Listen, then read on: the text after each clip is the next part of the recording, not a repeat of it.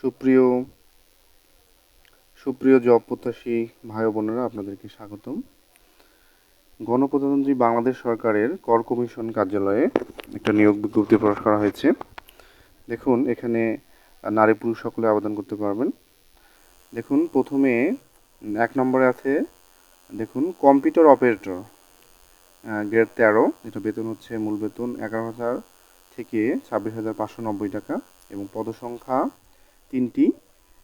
এবং আমাদের আবেদনের যে যোগ্যতা, দেখুন বলছে যে কোনো স্বীকৃত বিশ্ববিদ্যালয় হতে বিজ্ঞান বিভাগে সম্মান শ্রেণী অর্থাৎ স্নাতক শ্রেণী পাশ করলেই হবে আমাদের, বা সমমানের ডিগ্রি থাকলেই হবে। সাথে কম্পিউটারে যে আমাদের প্রতি মিনিটে বাংলায়, দেখুন এখানে টাইপের যে ব্যাপারটা আছে, এটা হচ্ছে 25 শব্দ বাংলা এবং ইংলিশে 30 শব্দ, যে গতিসহ আমাদের যে স্ট্যান্ডার্ড অ্যাপটিটিউড টেস্টে উত্তীর্ণ হতে হবে। এবং 2 নম্বরে দেখুন, প্রধান সহকারী 13 গ্রেড, এটার একই বেতন, মূল বেতনটা, এবং একজনকে নেওয়া হবে। এবং এখানে আবেদনের যোগ্যতা একই, যে কোনো স্বীকৃত বিশ্ববিদ্যালয় হতে স্নাতক বা সমানের ডিগ্রি থাকলেই হবে। এখানে কোনো শ্রেণীর কথা বলা হয়নি, প্রথম শ্রেণী দ্বিতীয় শ্রেণী এখানে। এবং সাথে কম্পিউটার বেসিক ট্রেনিং থাকতে হবে এবং কম্পিউটারে ওয়ার্ড প্রসেসিং সহ ইমেইল ও ফ্যাক্স পরিচালনার দক্ষতা ও অভিজ্ঞতা থাকতে হবে। আর 3 নম্বরে বলছে, দেখুন এখানে উচ্চমান সহকারী 14 গ্রেড, এটার মূল বেতন স্কেল হচ্ছে 10,200 টাকা থেকে 24,680 টাকা এবং পদসংখ্যা 1টি। এবং আমাদের আবেদনের যোগ্যতা কোনো স্বীকৃত বিশ্ববিদ্যালয় হতে স্নাতক বা সমমানের ডিগ্রি থাকলেই হবে। কোনো এখানে বিভাগ আমাদের এখানে শ্রেণী নাই। এবং কম্পিউটার যে বেসিক ট্রেনিং কোর্সে উত্তীর্ণ হতে হবে এবং ওয়ার্ড প্রসেসিং সহ ইমেইল ও ফ্যাক্স পরিচালনার দক্ষতা ও অভিজ্ঞতা থাকতে হবে। 4 নম্বরে দেখুন, 60 মুদ্রাক্ষরিক কাম কম্পিউটার অপারেটর, এটা 14 গ্রেড, এর বেতন একই, 10,200 টাকা থেকে 24,680 টাকা। এবং এটা দেখুন পদ বেশি আছে, এখানে 11টি পদ আছে। এবং আমাদের আবেদন করার যোগ্যতা কোনো স্বীকৃত বিশ্ববিদ্যালয় হতে ন্যূনতম দ্বিতীয় শ্রেণীর বা সমমানের জিপিএতে স্নাতক বা সমমানের ডিগ্রি থাকতে হবে এবং কম্পিউটার দক্ষতা থাকতে হবে চালানোর জন্য। এবং computer word processing, email, fax, mail ইত্যাদি যে চালানোর দক্ষতা এবং অভিজ্ঞতা থাকতে হবে। এবং ষাটলিপি লিখনে প্রতি মিনিটে বাংলায় 45 ও ইংরেজিতে 77 শব্দ এবং কম্পিউটার মুদ্রাক্ষরে গতি প্রতি মিনিটে সর্বনিম্ন 25 এবং ইংলিশে আমাদের প্রতি মিনিটে সর্বনিম্ন 30 শব্দ, হ্যাঁ, এটা থাকতে হবে।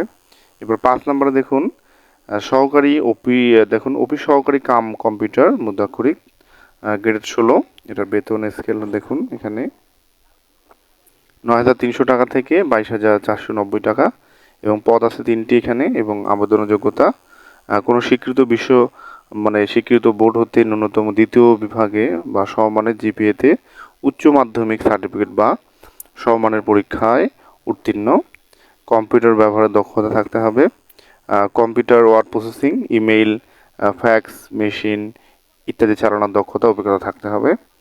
সাথে কম্পিউটার মুদ্রাক্ষরে সর্বনিম্ন গতি প্রতি মিনিটে ইংরেজিতে 20 শব্দ, বাংলায় 20 শব্দ থাকতে হবে। এবং সবশেষে 6 নম্বরে বলছে, দেখুন এখানে অফিস সহায়ক 20 গ্রেডের জব, এটা 8,250 টাকা থেকে 20,100 টাকা পর্যন্ত মূল বেতন স্কেল। এখানে দেখুন সবচেয়ে বেশি নেওয়া হবে, 24টি পদ আছে ফাঁকা। এখানে আমাদের যোগ্যতা কোনো স্বীকৃত বোর্ড হতে মাধ্যমিক স্কুল সার্টিফিকেট বা সমমানের পরীক্ষায় উত্তীর্ণ হলে হবে।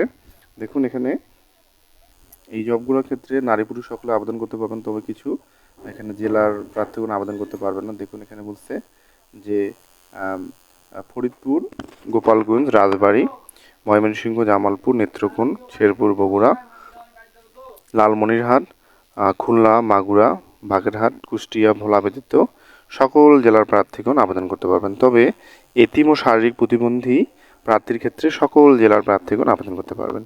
এটা হচ্ছে আমাদের 1 থেকে 5 নম্বর যে আমাদের 5 নম্বর যে নিয়োগটা ছিল। এবং দেখুন 6 নম্বর যে অফিস সহায়কের জন্য, সেটা হলো মানিকগঞ্জ। দেখুন এখানে মানিকগঞ্জ, মাদারীপুর, চাঁদপুর, ফেনী, লক্ষ্মীপুর, পাবনা, নাটোর, বগুড়া, দিনাজপুর, গাইবান্ধা, খুলনা, বরিশাল ব্যতীত সকল জেলার প্রার্থীগণ আবেদন করতে পারবেন। তবে এতিম এবং শারীরিক প্রতিবন্ধী প্রার্থীগণ সকল জেলার থেকে আবেদন করতে পারবেন এটাতে। হ্যাঁ, এখানে দেখুন, এবং যারা আবেদনের বয়সসীমা দেওয়া হয়েছে এখানে দেখুন বলছে 30/4/24 তারিখে যে প্রার্থীগণের বয়স 18 থেকে 30 বছরের মধ্যে, হ্যাঁ, তারা আবেদন করতে পারবেন। তবে মুক্তিযোদ্ধা, শহীদ মুক্তিযোদ্ধার পুত্র, কন্যা এবং শারীরিক প্রতিবন্ধীর ক্ষেত্রে বয়সসীমা 18 থেকে 32 বছর, এবং 4 এবং 5 নং ক্রমে যে বর্ণিত 60 মুদ্রাক্ষরিক কাম কম্পিউটার অপারেটরে, অফিস সহকারী কাম কম্পিউটার মুদ্রাক্ষরিক পদের ক্ষেত্রে বিভাগীয় প্রার্থীদের ক্ষেত্রে বয়সসীমা 40 পর্যন্ত শিথিলযোগ্য। বয়স প্রমাণের ক্ষেত্রে কোনো এফিডেভিট গ্রহণযোগ্য হবে না। দেখুন পরে 2 নম্বরে বলছে যে সরকারি, আধা সরকারি বা স্বায়ত্তশাসিত প্রতিষ্ঠানের চাকরিরত প্রার্থীগণ যদি আবেদন করতে চায় তাহলে তাদেরকে অবশ্যই যথাযথ কর্তৃপক্ষের মাধ্যমে আবেদন করতে হবে এবং কর্তৃপক্ষের অনুমতিপত্র এবং মৌখিক পরীক্ষার সময় অবশ্যই প্রদর্শন করতে হবে। হ্যাঁ, এগুলো আমাদের নীতিমালা দেওয়া হয়েছে কিছু, আপনারা একটু দেখে নেবেন।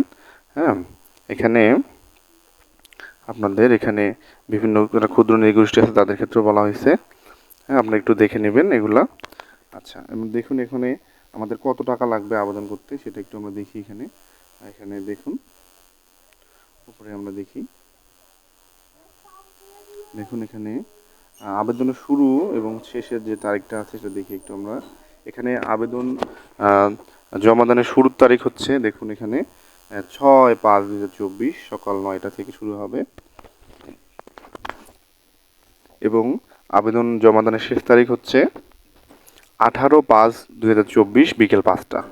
হ্যাঁ, 6 তারিখ, দেখুন এখানে এই মে মাসের 6 তারিখ থেকে এখানে 18 তারিখ পর্যন্ত এখানে আবেদন জমাদান করা যাবে। এখানে দেখুন এখানে, তবে শেষ আবেদন 18 তারিখে যদি আপনি আবেদন করেন তাহলে আবেদন সাবমিট করার 72 ঘন্টার মধ্যে আপনাকে SMS এর মাধ্যমে টাকা বা ফিটা জমা দিতে হবে।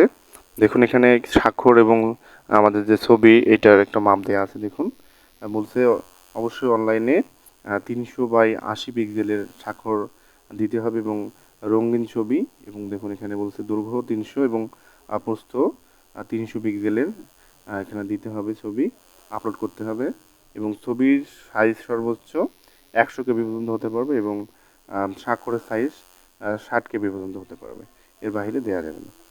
দেখুন, এবং আবেদনের ফি হচ্ছে 200 টাকা। দেখুন এখানে 1 থেকে 5 পর্যন্ত যেগুলো আছে, দেখুন 1, 2, 3, 4, 5 নং ক্রমের যে পরীক্ষার ফি বাবদ হচ্ছে 200 টাকা এবং টেলিটক সার্ভিস চার্জ 23 টাকা।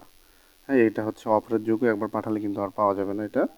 আর 6 নম্বর যে কর্মিক নং 6-এর যে পরীক্ষা, এখানে যে সহকারী, যে আমাদের অফিস সহকারী ছিল, দেখুন এখানে দেখুন অফিস সহায়ক ছিল আর কি, এটা 20 গ্রেডের, এইটা আমাদের টাকা পাঠাতে হবে।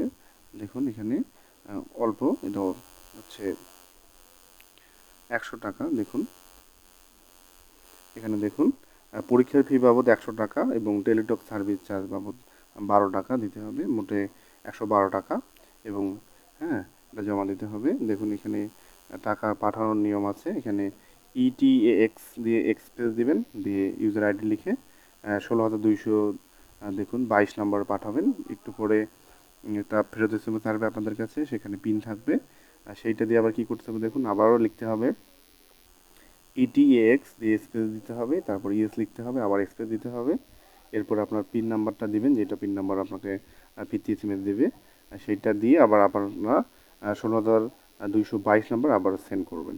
হ্যাঁ, তাহলে আপনাদের টাকাটা এখানে সাবমিট চলে যাবে, একদম আপনাদের আবেদনটা কমপ্লিট হবে। ঠিক আছে, আপনাদেরকে সকলকে ধন্যবাদ।